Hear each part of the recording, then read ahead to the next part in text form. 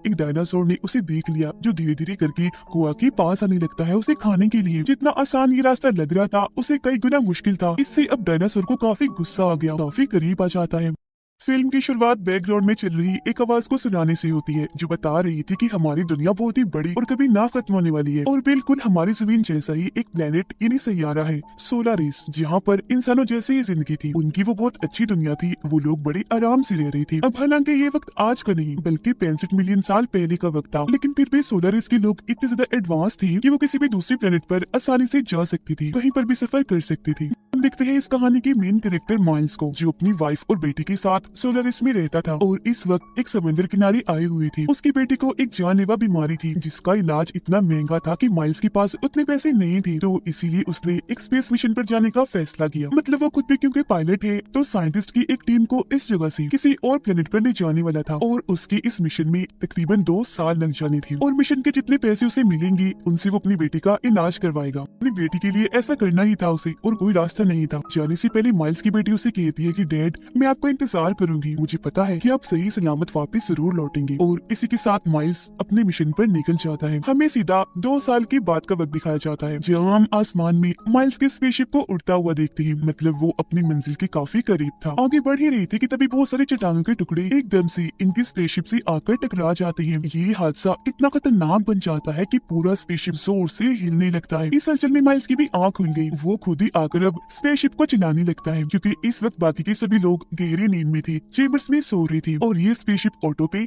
खुद ब खुद चल रहा था। जिस नींद में वो सारे लोग सो रहे थे वो एक ऐसी नींद होती है कि जब किसी इंसान ने अपनी उम्र ना बढ़ानी हो बस उतनी ही रखनी हो, यानी जिस उम्र में वो अपने प्लेनेट से निकले दूसरे प्लेनेट पर उसी उम्र में पहुंचे, तो इस मकसद के लिए चेम्बर्स का इस्तेमाल किया जाता है। ऐसी उनकी उम्र बच जाती है। चट्टानों के टुकड़ों का हमला बहुत ही ज्यादा था जिस वजह से स्पेसशिप के बहुत सारे हिस्से खराब हो गए थे। अब इन हालात को देखते हुए वो फैसला करता है कि मैं इस स्पेसशिप को पास के किसी प्लेनेट पर उतार लेता हूँ क्योंकि शिप और दूर जाने वाला नहीं था। लेकिन जैसे ही वो उस प्लेनेट के पास पहुंचता है तो तेज हवा की वजह से उसे ठीक से कुछ दिखाई नहीं देता। स्पेसशिप एक काफी बड़ी चट्टान से आकर टकरा जाता है जिससे अब की बार स्पेसशिप इतना ज्यादा खराब हुआ कि सारे के सारे चेम्बर्स भी तबाह बर्बाद हो जाते हैं। सब कुछ तहस नहस हो गया था, यहाँ तक कि माइल्स की हालत भी काफी खराब हो गई थी। वो बाहर आकर देखता है कि क्या कोई जिंदा बचा है, मगर वो सारे चेम्बर्स को जब तबाह पाता है तो समझ जाता है कि मेरे अलावा सारे के साइंटिस्ट मारे गए हैं। उसे ये सोचकर तसल्ली होती है कि ये प्लेनेट कम से कम इंसानों के रहने के लायक बिल्कुल ठीक है, गुजारा हो जाएगा। पीने के लिए पानी है, खाने के लिए फूल पत्ते और रहने सांस लेने के लिए बिल्कुल ठीक माहौल। लेकिन उसे ये अंदाजा नहीं था कि सिर्फ जिंदगी ही नहीं बल्कि यहाँ और भी बहुत बड़े बड़े खतरे मौजूद थे। देखने से ये प्लेनेट बिल्कुल हमारी दुनिया जैसा ही था क्योंकि ये जमीन ही थी, पर ये हमारी वो दुनिया नहीं थी जिसमें अब हम रह रहे हैं, बल्कि आज से 65 मिलियन साल पहले की, जब इंसान का रहन सहन वहाँ शुरू ही नहीं हुआ था क्योंकि वहाँ इंसान थे ही नहीं बल्कि बड़े बड़े डायनासोर्स और उन जैसे क्रिएचर्स थे। फिर अब वो इस प्लेनेट की सारी जानकारी अपनी बेस में भेजता है और जो कुछ उनके साथ हुआ वो भी बताता है। उसे याद आता है कि हमारी इस स्पेसशिप में 2 छोटी स्पेसशिप भी थी जो इमरजेंसी की सूरत में काम आती थी, लेकिन उसे अंदाजा नहीं था कि वो कहाँ गिरी होंगी। और क्योंकि वो शिप्स काफी मजबूत थी तो माइल्स फैसला करता है कि अब मैं उन्हें ढूंढूंगा और कैसे भी करके अपने प्लेनेट तक जाने की कोशिश करूंगा। अब खाने पीने के लिए उसे कुछ नहीं मिल रहा था, ऊपर से इतनी मुश्किल हालात जिस वजह से एक बार तो माइल्स खुद को मार डालने का सोचता है, लेकिन जब उसे अपनी बेटी का ख्याल आता है वो रुक गया। उसकी वीडियोस तस्वीरें देखकर उसे याद करने लगता है। फिर तभी उसे स्क्रीन पर एक सिग्नल मिलता है कि उन चेम्बर्स में से एक चेम्बर में से आवाज आ रही है क्योंकि उसमें अभी भी कोई जिंदा था। माइल्स जल्दी से चेम्बर्स के पास जाता है चेक करने कि क्या सच में कोई जिंदा है। काफी ढूंढने जांच पड़ताल करने के बाद चेम्बर उसे मिल गया। खोलने पर उसके अंदर छोटी बच्ची थी जो उसके बेटे की उम्र की थी। उसे अपने साथ वो ले जाता है और होश में लाकर पूछता है कि तुम कौन हो बेटा, कहाँ से आई थी और तुम्हारे सारे ग्रुप का क्या प्लान था। लड़की बोलती तो है लेकिन उसकी जुबान माइल्स की जुबान से बिल्कुल अलग थी। यही वजह है कि वो समझ नहीं पाता कि आखिर ये क्या कहना चाह रही है, किस जुबान में बात कर रही है। तभी उसे ख्याल आता है कि चेम्बर में से मुझे एक डायरी मिली थी जिसे पढ़ने पर माइल्स को पता चलता है कि इस बच्ची का नाम कोआ है। फिर अगली सुबह माइल्स इस पूरे प्लेनेट को बारीकी से जांचने के लिए छानबीन करने के लिए चला जाता है। साथ ही वो अपने छोटे स्पेसशिप को पिटोड़ने की कोशिश कर रहा था। यहाँ पर बहुत सारे वोल्केनो ज्वालामुखी भी थे जिनमें से एक फट जाता है और काफी बड़े डायनासोर का स्केलेटन कंकाल भी वहाँ पर पड़ा हुआ था। माइल्स अब यहाँ अपनी हाई टेक्नोलॉजी वाली एक डिवाइस निकालता है जो एक जीपीएस था, मतलब किसी भी चीज को ढूंढने का काम करता था। उसके जरिए माइल्स को पता चलता है कि उसका छोटा स्पेसशिप यहाँ से तकरीबन 15 किलोमीटर की दूरी पर एक पहाड़ पर गिरा है। आगे का रास्ता देखने के लिए वो जैसे ही झांकता है, डायनासोर का छोटा सा बच्चा उस पर हमला कर देता है। उसकी गर्दन से चिपक गया था, लेकिन माइल्स की किस्मत अच्छी थी, उसके पास इलेक्ट्रिक गन थी जो काफी एडवांस थी। डायनासोर के बच्चे को खुद से अलग करके पहले वो गन से मारता है, फिर एक ही बार के शॉट से जान से मार डालता है और अपनी जान बचाकर वापस बच्चे के पास आ गया। उसे इस सब के बारे में बताता है कि हमें जल्द से जल्द बीच का रास्ता पार करके वहाँ पहुँचना होगा ताकि यहाँ से निकल सके। लेकिन उसकी बात सुनकर कुआ समझाने की कोशिश करती है कि हम जिन चेम्बर्स में आए थे उनमें मेरे माँ बाप भी थे और उनको लिए बगैर मैं कहीं नहीं जाऊंगी। पर माइल्स को ये बात पता थी कि वो सारे चेम्बर्स क्योंकि तबाह हो गई है तो अब कोई भी नहीं बचा। बच्चे से ये बात वो छुपाकर वैसे उसे समझाता है, पर कुआ कुछ सुनने को तैयार ही नहीं थी। तो माइल्स उसे झूठ बोल देता है कि तुम्हारे मोम डैड भी उस पहाड़ पर ही है, तो अब चलो मेरे साथ जल्द से जल्द उस पहाड़ी पर हमें पहुँचना है। जिसके लिए वो मान गई और अभी लोग अपनी पूरी तैयारी करके निकल जाते हैं, अपनी मंजिल तक पहुंचने की कोशिश करती है। लेकिन जितना आसान ये रास्ता लग रहा था उसे कई गुना मुश्किल था, खतरों से घिरा हुआ, क्योंकि इस वक्त में ना सिर्फ चलने वाली बल्कि उड़ने वाली डायनासोर्स और ना जाने कितने किस्म के ऐसे क्रिएचर्स थी जो किसी भी टाइम इन पर हवाई हमला कर सकती थी। अब ये दोनों छुपते छुपाते एक काफी बड़े मैदान से आगे बढ़ के जंगल में आ जाते हैं। यहाँ पर भी बहुत सारे डायनासोर्स और क्रिएचर्स थे जो आकर इन्हें नुकसान पहुँचाने की कोशिश कर रही थी, पर माइल्स अपनी इलेक्ट्रिक गन से उन्हें मार मार कर अपना और कुआ का बचाव करता जा रहा था। इन्हें एक झरना मिलता है जहाँ से पानी पीकर मुंह धोकर थोड़ा सुकून करते हैं। माइल्स फिर एक पेड़ की टहनी पर बैठ जाता है और अपने जीपीएस की मदद से पता लगवाने की कोशिश कर रहा था कि अब उनका स्पेसशिप कितनी दूरी के फासले पर है। लेकिन तभी अचानक टहनी टूट जाती है। माइल्स काफी जोर से जमीन पर आकर गिरता है, जिससे उसका उल्टा बाजू काफी जख्मी हो गया था। उसे बहुत तकलीफ हो रही थी। टहनी के टूटने की आवाज सुनकर 2-3 बड़े बड़े डायनासोर्स इस तरफ आने लगते हैं माइल्स पर हमला करने के लिए। पर इस वक्त खुशकिस्मती से उसके पास कुछ बॉम्ब्स थे जिन्हें उन डायनासोर्स पर फोड़ फोड़ कर माइल्स उन्हें मार रहा था और ऐसे अपना बचाव कर रहा था। जबकि इस बीच को अपनी जान बचाने के लिए वहाँ से थोड़ा दूर भागकर एक जगह पर आकर छुप जाती है, मगर बहुत जल्द उसे एहसास हो जाता है कि मैं तो गलत जगह पर आ गई, क्योंकि ये जगह उड़ने वाले सभी क्रिएचर्स का ठिकाना था। वो यहाँ आकर बैठते थे, तो अब उनसे बचने के लिए चुपके से वो टूटे हुए पेड़ के ऊपर जाकर अपनी जान बचाने की कोशिश करती है, पर गलती से उसे भी एक आवाज पैदा हो गई। उड़ने वाली एक डायनासोर ने उसे देख लिया जो धीरे धीरे करके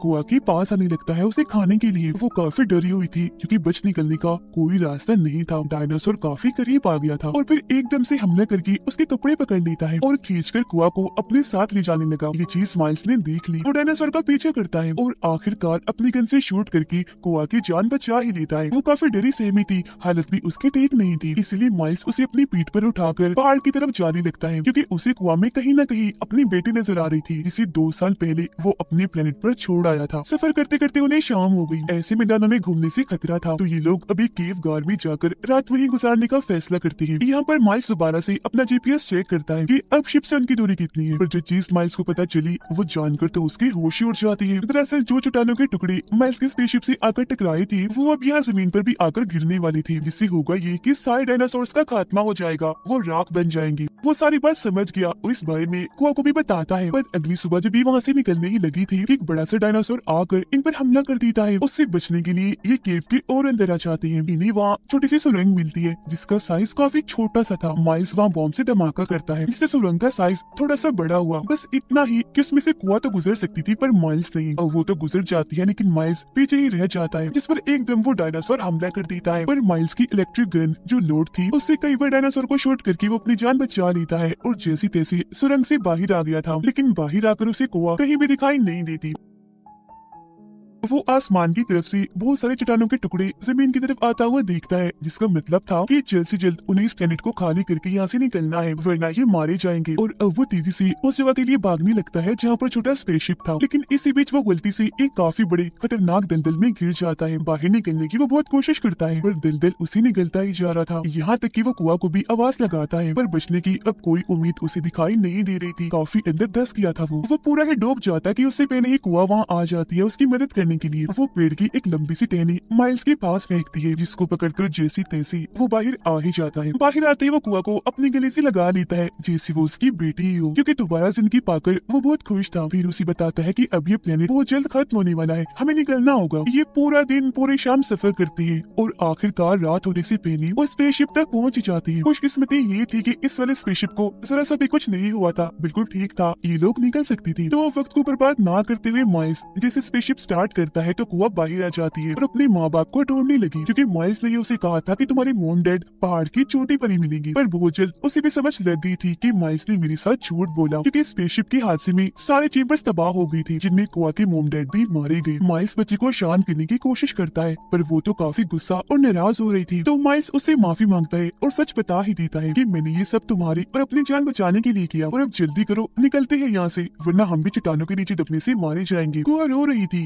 अब उसका भरोसा जीतने के लिए माइल्स उसे अपनी बेटी की तस्वीर दिखाता है और बताता है कि 2 साल पहले मैं इस स्पेस मिशन पर इसीलिए निकला ताकि कमाए गए पैसों से अपनी बेटी का इलाज करवा सकूं। उसे जानलेवा बीमारी है और अब अगर मैं टाइम पर ना पहुंच सका तो बच नहीं पाएगी। कुआ को प्यार इसलिए दे रहा था क्योंकि उसे उसमें अपनी बेटी ही दिख रही थी, तो वो कैसे भी करके उसकी जान बचाना चाहता था। यहाँ से निकाल कर कुआ उसकी बातें सुनकर जज्बाती हो जाती है और गले से लगकर रोने लग जाती है, और अभी दोनों जल्दी से जाकर स्पेसशिप में बैठ जाती हैं। लेकिन इससे पहले वो यहाँ से निकलते ही चट्टानों के टुकड़ों का हमला हो गया, पर ये हमला ही काफी नहीं था, क्योंकि 2 और बड़े-बड़े डायनासोर्स ने इन्हें देख लिया था, जो भी आकर इनके स्पेसशिप पर हमला करके रोकने की कोशिश करते हैं। अब माइल्स जानता था कि अगर हम यही रुके रहे तो ये डायनासोर हम पर हमला करके दोनों को ही खा जाएंगे, इसीलिए वो साइड पर भागकर डायनासोर का ध्यान अपनी तरफ करता है ताकि कुआ की जान बच सके। एक डायनासोर जैसे उसकी तरफ आता है, माइल्स अपनी इलेक्ट्रिक गन से शूट करके उसे मार गिराता है, पर वो जानता था कि एक और डायनासोर अभी जिंदा है। वो तेजी से उसकी तरफ बढ़ता है। माइल्स को भी लगता है कि अब ये मुझे मार ही देगा, क्योंकि उसकी गन दोबारा से लोड नहीं हो रही थी, बैटरी लो थी। डायनासोर भी उसके काफी करीब आ गया था, पर इसी बीच स्पेसशिप में बैठी कुआ अपना दिमाग चलाती है। डायनासोर का ध्यान भटकाने के लिए एक वीडियो चला देती है। वो जैसे वहाँ से जाता है, माइल्स को मौका मिल गया था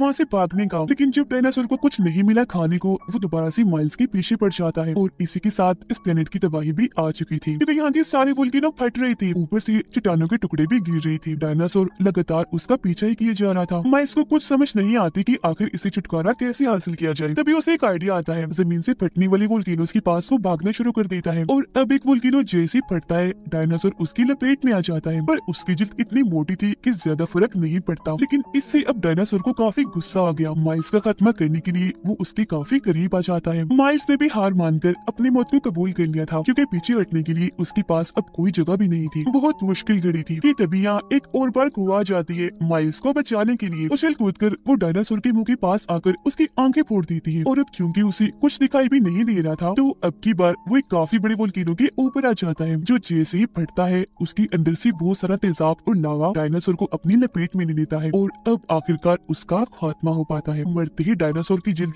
तेजाब की वजह से पिघलने लगती है। इनकी जान बच गई थी, तो ये जल्दी से स्पेसशिप में जाकर बैठ जाती है। माइल्स अपने प्लेनेट की लोकेशन डालकर जल्द से जल्द यहाँ से निकलने की कोशिश करता है। इस बीच बहुत सारे चट्टान के टुकड़े इनके स्पेसशिप से आकर टकराते भी हैं, पर आखिरकार सही सलामत वो यहाँ से बच ही निकली थी। नई जिंदगी पाकर उन्हें यकीन नहीं आ रहा था। बहुत खुश थे वो लोग। उनकी खुशी के साथ ही फिल्म की यहीं पर हैप्पी एंडिंग हो जाती है।